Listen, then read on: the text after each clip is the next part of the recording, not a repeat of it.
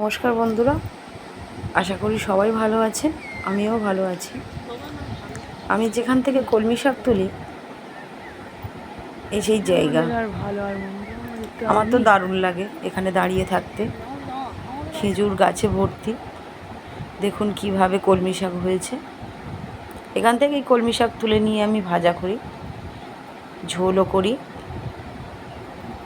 আরও নানান রকমের রেসিপি আমি বানাই। আজ আমি যেভাবে কলমি শাক ভেজেছি আপনাদেরকে দেখাই, আশা করি আপনাদের ভালো লাগবে। এই যে কলমি শাকগুলো তুলে নিয়ে এসেছি, এগুলো গোটা ধুয়ে নেব, কারণ দেখতেই পাচ্ছেন আমি কোথা থেকে তুলে নিয়ে এসেছি। তাই আগে জলে ডুবিয়ে রাখবো। ডুবিয়ে রাখলে নানা রকম পোকা ময়লা তাড়াতাড়ি পরিষ্কার করা যাবে। তাই আগে জলে ডুবিয়ে রাখবো। ভালোভাবে ধুয়ে নিয়ে আবারও চুবড়িতে জল ঝরার জন্য রেখে দেব। দেখুন বন্ধুরা, ধুয়ে নিয়েছি। এবার চুবড়িতে ভালোভাবে জল ঝরার জন্য চুবড়িতে রেখে দেব। জল ঝরে গেছে। এবারে একটা কাগজ পেতে নিয়ে আর ভালোভাবে কুচি করে নেব।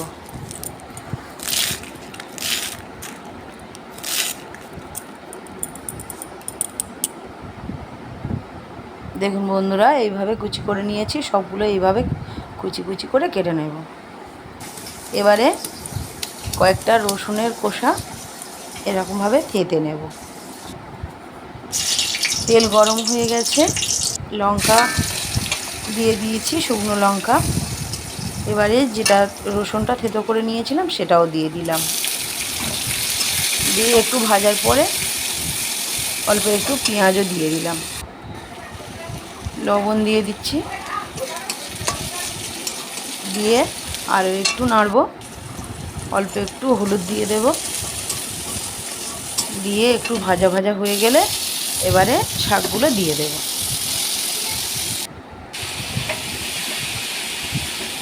এবারে ভালোভাবে নাড়িয়ে দেব। এইভাবে নাড়াতে থাকবো কিছুক্ষণ। নাড়ালেই কমে যাবে এবং ভাজাও হয়ে যাবে। কিছুক্ষণ পর একটু পোস্ত দিয়ে দিলাম। দিয়ে ভালোভাবে নাড়িয়ে ভাজা ভাজা হয়ে গেলে নামিয়ে নেব। নামিয়ে নিয়ে এরকম হয়েছে। এইভাবে একবার খেয়ে দেখবেন। ভালো লাগলে লাইক করবেন, শেয়ার করবেন। নমস্কার বন্ধুরা।